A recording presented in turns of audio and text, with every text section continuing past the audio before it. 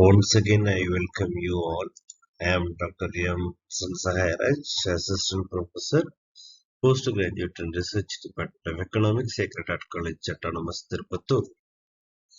Today, we are going to discuss about the economics, meaning, nature, and scope. The agenda is an introduction of economics, the nature of economics, and the scope. First, we are going to know about economics. It is a social science which deals with human wants and their satisfaction.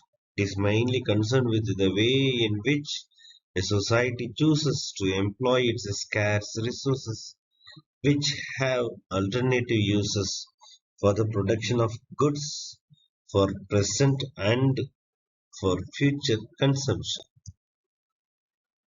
The Lord Leonard Robbins defines economics is the science which studies human behavior as a relationship between given ends and scarce means which have alternative uses.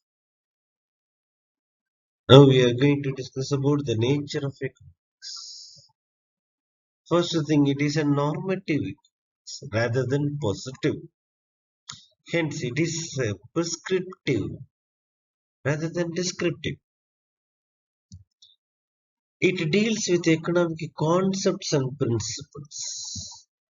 It is pragmatic in nature. It is micro in character. It means a study of a firm. It is also macro in nature to understand the business environment. Next, we switch to the scope of economics. The first one is the demand analysis and forecasting. The foremost aspect regarding scope is demand analysis and forecasting. A business firm is an economic unit which transforms productive resources into saleable goods. Since all output it means to be sold at accurate estimates of demand help a firm in maximizing its cost of production and storage. A firm must decide its total output before preparing its production schedule and deciding on the resources to be employed. Demand forecast serves as a guide to the management for maintaining its market share in competing with its rivals, thereby securing its profit.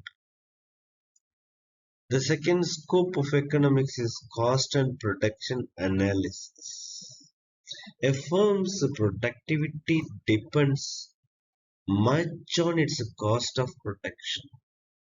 A wise manager would prepare cost estimates of a range of outputs, identify the factors causing variations in costs, and choose the cost minimizing output level, taking into consideration the degree of uncertainty in production and cost calculations. Production processes are under the charge of engineers, but the business managers works to carry out the production function analysis in order to avoid wastages of material and time. Sound pricing policies depends much on cost control. The third scope of economics is pricing decisions, policies, and practices. This is another task before a business manager is the pricing of a product. Since a firm's income and profit depends mainly on the pricing decisions, the pricing policies and all such decisions ought to be taken after careful analysis of the nature of the market in which the firm operates. The important topic covered in this field of study area market structure analysis, pricing practices, and price forecasting. The fourth scope of economics is profit management. Each and every business firms are tended for earning profit. It is a profit which provides the chief measure of success of a firm in the long period. Economics tells us that the profits are the reward for uncertainty bearing and risk taking. A successful business manager is one who can form more or less correct estimates of costs and revenues at different levels of output.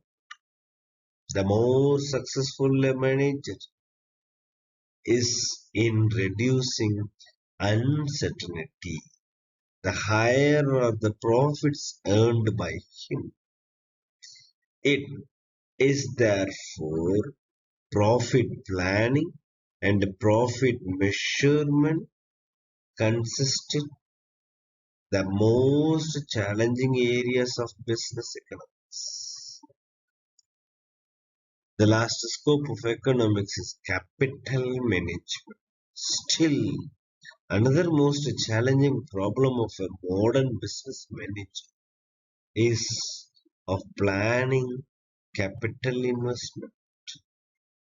Investments are made in the plant and machinery and buildings, which are very high. Therefore, capital management requires lot of efforts for the right decision. So these are the scope of economics. Thank you.